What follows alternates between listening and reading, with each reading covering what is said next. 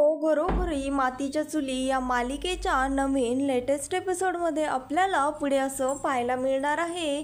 इकडे ती जानकी, ऋषिकेश सर्वजण पोलीस स्टेशनमध्ये आलेले असतात आणि त्यावर ती ऋषिकेशला म्हणत असते, ऋषिकेश तुम्ही हे काय करत आहात? आता तुम्ही माझा नवरा होणार आहात, आपलं लग्न देखील होणार आहे.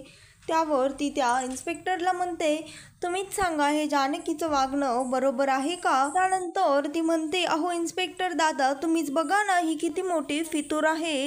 ही तर हिच्या वडिलांना भेटण्यासाठी इकडे आली. त्यावर इन्स्पेक्टर म्हणतात, मॅडम आपल्या नजरेमध्ये किंवा तुमच्या नजरेमध्ये जरी देखील ही फितूर असली तरीही कोर्टाच्या मते ही सयाजीरावांची मुलगी आहे, त्यामुळे ही त्यांना भेटायला येऊच शकते.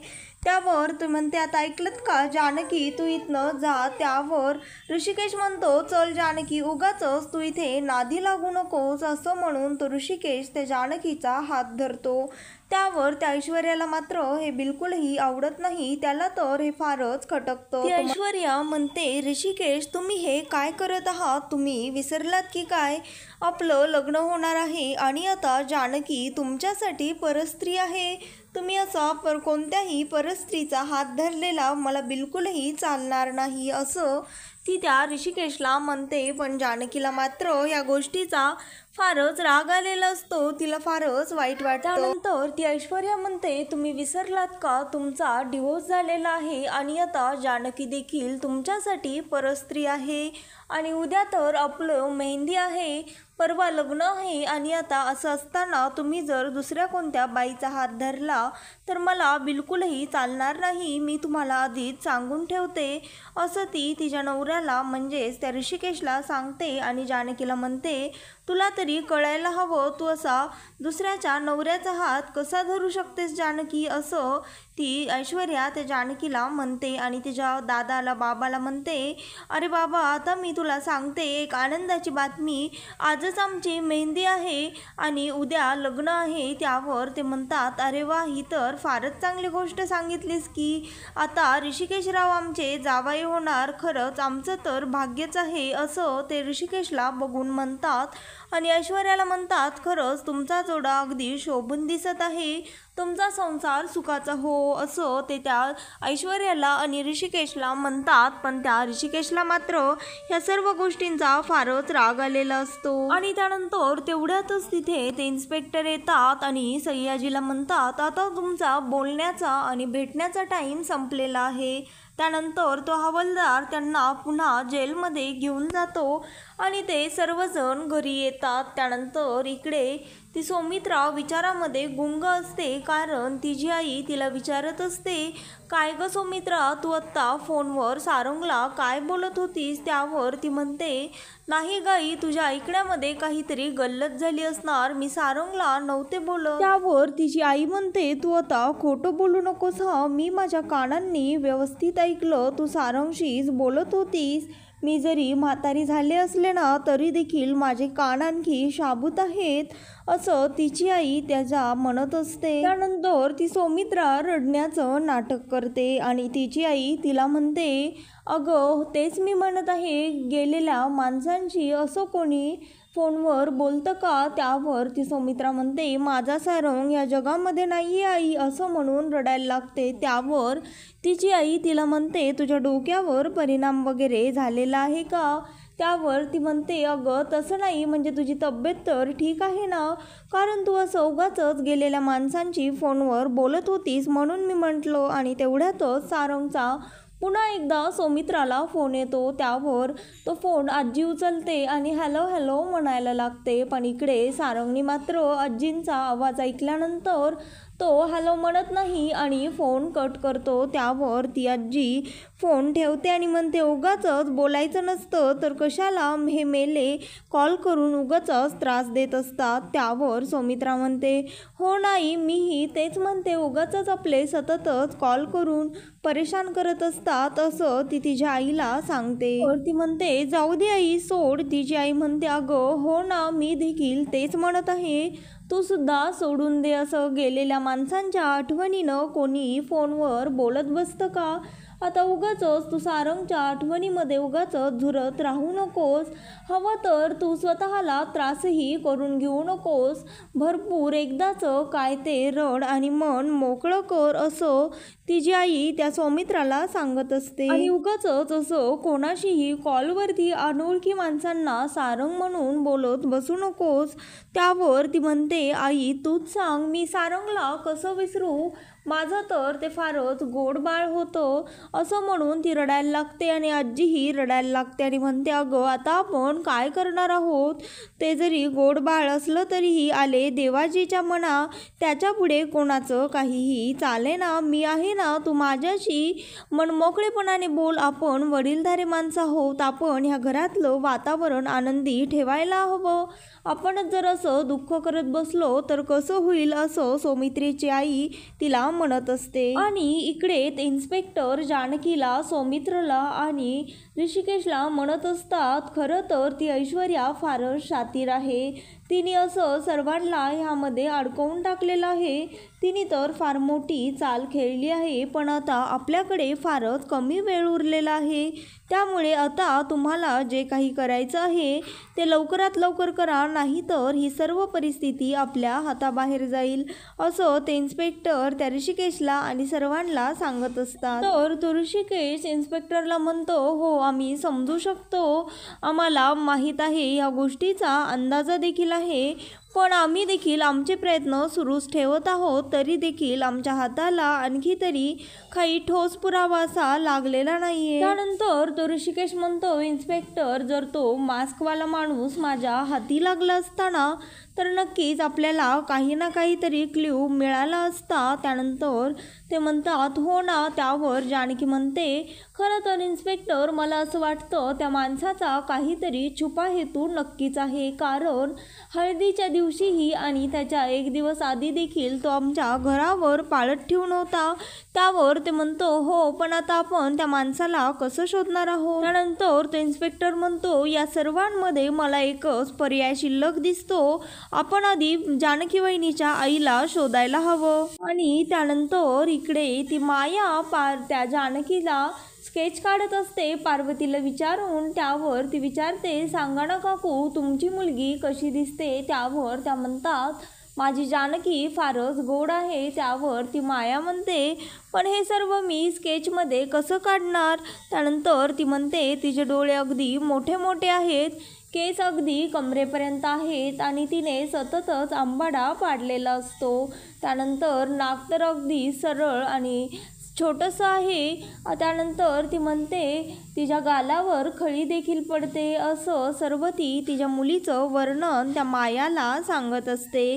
त्यानंतर ती माया तिने सांगितल्याप्रमाणे तशा पद्धतीने त्या जानकीचं स्केच देखील बनवत असते. त्यानंतर इकडे ती माया म्हणते, खरं तर प्रत्येक आईवडिलांना त्यांचे लेकरं हे गोडच वाटत असतात, असं ती त्या लताबाईंना सांगत असते. त्यानंतर ती म्हणते, तिला ते स्केच दाखवते आणि विचारते, हे बघा काकू, अशी आहे का तुमची जानकी? त्यावर ती लताबाई म्हणते, हो खरंच, तू तर हुबेहूबच चित्र काढलंस की माझ्या जानकीचं. खरंच खूपच सुंदर काढलेस तू चित्र, पण मला सांग, तू याआधी कधी जानकीला पाहिलंस का? त्यावर ती माया म्हणते, काकू तुम्ही हे काय बोलत आहात? मी तर तिला पाहिलेलं देखील नाही आहे आणि मी तिला कसं बरं बघू शकते? त्यामुळेच तर मी तुम्हाला विचारून त्यांचं स्केच काढलं ना, असं ती माया त्या लताबाईंना सांगत असते. त्यावर ती लताबाई म्हणते, खरंच अगदी माझी जानकी गोड आहे. तिचा स्वभाव देखील मनमिळावू आणि सतत स्वतःच्या घरातल्या माणसांना जपत असते, लोकांना त्रास होऊ नये असं वागते, असं ती मायाला जानकीचं कौतुक सांगत असते. आणि इकडे ती जानकी मात्र तयार होत असते आणि त्यानंतर तिला तयार होत असताना एकाच गोष्टीची भीती मनामध्ये असते, कारण आता ऐश्वर्याचं लग्न ऋषिकेश सोबत होणार असतं आणि ऋषिकेश इकडे ती आवरत असताना विचार करण्यामध्ये मग्न असताना तिच्या मागे येऊन थांबतो. त्यानंतर ती विचारते, ऋषिकेश मी कशी दिसतीये? त्यावर तो म्हणतो, अतिशय सुंदर दिसत आहेस तू, कायमच छानच दिसतेस जानकी, असं तो त्या जानकीला म्हणतो. त्यावर ती म्हणते, पण आता तुमचं ऐश्वर्यासोबत लग्न होणार आहे. त्यावर असं म्हणून ती तिच्या डोळ्यामध्ये पाणी आणते. त्यावर ऋषिकेश तिला म्हणतो, कम ऑन जानकी, तुला देखील माहीत आहे हे सर्व एक नाटक आहे. जानकी, तू उगाचच स्वतःला त्रास करून घेऊ नकोस. तुला जरी त्रास झाला तर मलाही त्रास होतो आणि हे तुला चांगलंच माहीत आहे. त्यानंतर ती म्हणते, ऋषिकेश, तुमच्या लक्षात आहे ना आपल्याला इन्स्पेक्टर काय म्हणाले? त्यांनी काही तुम्हाला सांगितलं का? त्या ऐश्वर्याच्या तोंडातून आपल्याला सर्व खरं काय ते वदवून घ्यायचं आहे. त्यावर तो म्हणतो, हो जानकी, मी काहीही विसरलेलो नाहीये, माझ्या सर्व काही लक्षात आहे. त्यानंतर ती ऐश्वर्या तेवढ्यातच तिथे येते आणि त्या ऋषिकेशला विचारते, काय म्हणत आहात तुम्ही? तुम्हाला काय विसरलेला नाही आहात तुम्ही? त्यावर ती म्हणते, आणि काय हो, तुम्ही असं मला पाहून इथे चाचपरलात का? आणि तुम्ही इथे हिच्या रूममध्ये काय करत आहात? तुम्ही विसरलात का आपली मेहंदी आहे? आणि तुम्ही असं परस्त्रीच्या रूममध्ये काय करत आहात? मला बिलकुलही आवडणार नाही बरं का तुम्ही असं हिच्या रूममध्ये आलेलं. खरं तर तुम्ही आता माझ्या रूममध्ये शिफ्ट व्हायला हवं. तर ती म्हणते, मी इथे आलेली तुम्हाला आवडलं नाही का? पण आता तुम्ही फक्त माझंच ऐकायचं, माझ्या रूममध्ये यायचं आणि हिच्याशी बोलायचं देखील नाही, असं ती त्या ऋषिकेशला सांगत असते. तर तो ऋषिकेश त्या ऐश्वर्यावर चिडतो आणि तिला जोरामध्ये ऐश्वर्या असं म्हणतो. त्यावर ती म्हणते, आता फक्त यस ऐश्वर्या असंच म्हणायचं. तर ती त्या जानकीला म्हणते, अगं जानकी, तुला लाज नाही आहे का? तू एखाद्या परपुरुषाला तुझ्या रूममध्ये कसं काय गं येऊ देतेस? तुला जर तुझी आई हवी असेल तर पुन्हा असं होता कामा नये. तुम्ही दोघं जर मला एकत्र दिसला तर तुझी आई तुला मिळणार नाही, हे मात्र तू लक्षात ठेव. आणि ऋषिकेश, तुम्ही देखील लवकर खाली या, सर्वजण तुमची मेहंदीच्या कार्यक्रमासाठी वाट बघत आहेत, असं म्हणून ती ऐश्वर्या खाली येते. आणि त्यानंतर जानकी आणि ऋषिकेश देखील खाली येतात. त्यानंतर तिच्या सर्व मैत्रिणी आणि पाहुणे देखील घरामध्ये जमा झालेले असतात. तर तिच्या सर्व मैत्रिणी ऋषिकेशला म्हणतात, काय मग जीजू, तुम्ही तर फारच छान दिसत आहात, अगदी हँडसम दिसताय, पण काय हे तुम्ही इतक्या उशिरा काय येत आहात? तुमच्या चेहऱ्यावर काही आनंद, काही उत्साह दिसत नाहीये. थोडासा ग्लो तरी यायलाच हवा की आता तुमचं लग्न आहे म्हटल्यास, असं त्या तिच्या मैत्रिणी ऋषिकेशला म्हणत असतात. आणि म्हणतात, चला आता आम्ही तुम्हाला ऐशूच्या नावाची मेहंदी लावतो. त्यावर तो म्हणतो, मला मेहंदी लावायची नाही आहे, मला मेहंदीची ॲलर्जी आहे. त्यावर ऐश्वर्या म्हणते, तुम्हाला मेहंदी तर लावावीच लागेल, फार फार तर थोडीशी लावा, पण मेहंदी तर तुम्हाला लावावीच लागेल. त्यानंतर तिच्या मैत्रिणी त्याला जबरदस्तीने मेहंदी लावण्यासाठी ऐश्वर्याच्या बाजूला बसवतात. आणि त्यानंतर ती म्हणते, मेहंदी मला तुम्ही लावू नकात, मेहंदी तर मला फक्त एकच व्यक्ती लावेन आणि ती म्हणजे जानकी. मी तिच्या हातनंच मेहंदी लावेन. त्यानंतर आजी म्हणतात, हो ऐश्वर्या, बरोबर आहे तुझं. असंही आता तिला काय काम आहे? जानकी, तू ऐश्वर्याच्या हाताला मेहंदी लावून देशील ना? छान मेहंदी काढ बरं तू ऐश्वर्याच्या हातावर. त्यानंतर ती जानकीला त्या आजी बळजबरीने त्या ऐश्वर्याच्या हातावरती मेहंदी काढण्यासाठी बसवतात. आणि त्या जानकीला हे सर्व करत असताना मात्र फार त्रास होत असतो. तिच्या डोळ्यामध्ये पाणी आलेलं असतं. त्यानंतर ती ऐश्वर्या म्हणते, जानकी, तुला फक्त माझ्या हातावर मेहंदीच काढायची नाही आहे, तर त्या मेहंदीमध्ये माझ्या होणाऱ्या नवऱ्याचं नाव देखील लिहायचं आहे. ऋषिकेश लिही. आणि आता असं काय गं, तू माझ्या नवऱ्याकडे बघत आहेस, त्याचं नाव लिही मेहंदीमध्ये. ऋषिकेश वेड्स ऐश्वर्या असं लिही, असं ती त्या जानकीला सांगत असते. त्यानंतर ती सौमित्रा म्हणते, अगं असं काय करतेस ऐश्वर्या, तुझ्या ह्या 2 मैत्रिणी आहेत की त्या काढतील तुझ्या हातावर नाव. त्यावर ती आजी म्हणते, सौमित्रा, तुला काय प्रॉब्लेम आहे? तुझा काय त्रास आहे? जानकी काढतीये तर काढू दे ना तिला, ती अगदी छान मेहंदी काढते, तुला काही त्रास आहे का ह्याचा? त्यानंतर ती ऐश्वर्या देखील जानकीला म्हणते, आणि तू काय गं बघत बसली आहेस, माझ्या हातावर ऋषिकेशचं नाव टाक. त्यानंतर तेवढ्यातच तिथे नानासाहेब येतात आणि म्हणतात, हे सर्व काय चालू आहे प्रकार, थांबवा हा प्रकार, आणि फारच चिडतात. त्यावर ती जानकी तिथे नानासाहेबांजवळ येते आणि त्यांना समजवायला लागते. तर ते म्हणतात, हा सर्व काय मूर्खपणा लावलेला आहे, मला कोणी सांगेन का? त्यावर ते आजी म्हणतात इथे ऋषिकेशचं लग्न आहे.